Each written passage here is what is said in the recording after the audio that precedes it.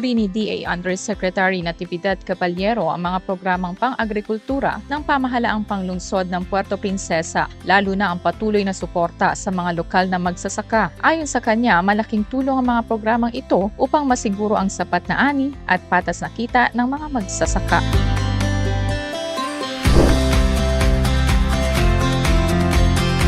Mas pinalawak at mas pinaganda ang Honda Bay Wharf matapos ang sinagawang rehabilitation ng pamahalaang panglungsod. Inaasahang magiging mas maayos at ligtas ang biyahe ng mga turista at lokal na residente na umaasa sa pantalan bilang pangunahing daanan patungo sa mga isla. Formal nang nagsimula ang operasyon ng City Health Medical Complex na nag-aalok ng mga serbisyong medikal tulad ng consultation, animal bite treatment, laboratory, pharmacy, immunization, at dental services. Isa itong mahalagang hakbang ng pamahalaang panglungsod upang mailapit sa mamamayan ang dekalidad at abot-kayang serbisyong pangkalusugan. Pinuri ni Department of Health Undersecretary Glenn Bagao ang bagong City Health Medical Complex ng Puerto Princesa.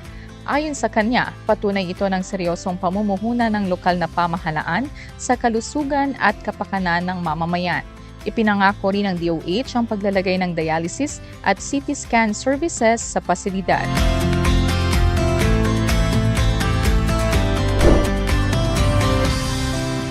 Ganap ng YACAP accredited facility ang City Health Medical Complex, kaya maaari na itong magbigay ng libreng serbisyo sa mga miyembro ng PhilHealth, kabilang dito ang konsultasyon, laboratory services at mga kinakailangang gamot para sa mga pasyente. Magbibigay ang pamahalaang panglungsod ng 6,000 pesos quarterly allowance para sa mga guro, non-teaching staff at mga law enforcers bilang pagkilala sa kanilang tapat na serbisyo. Layunin nitong magbigay ng dagdag na suporta at motibasyon sa mga lingkod bayan.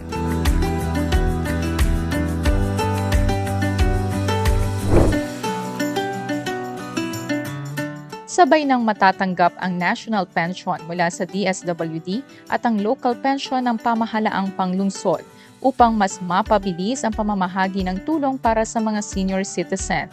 Tiniyak ng lokal na pamahalaan na tuloy-tuloy at maayos ang pagbibigay ng benepisyo para sa mga nakatatanda.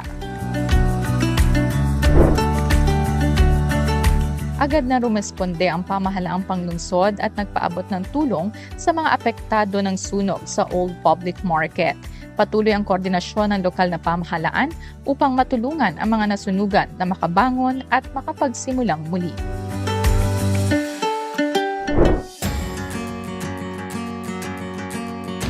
Mas pinapalakas ng pamahalaang panglungsod ang cruise tourism matapos makapagtala ang lungsod ng mataas na cruise ship arrivals noong 2025. Inaasahang magdudulot ito ng maraming trabaho at dagdag na kita para sa lokal na ekonomiya.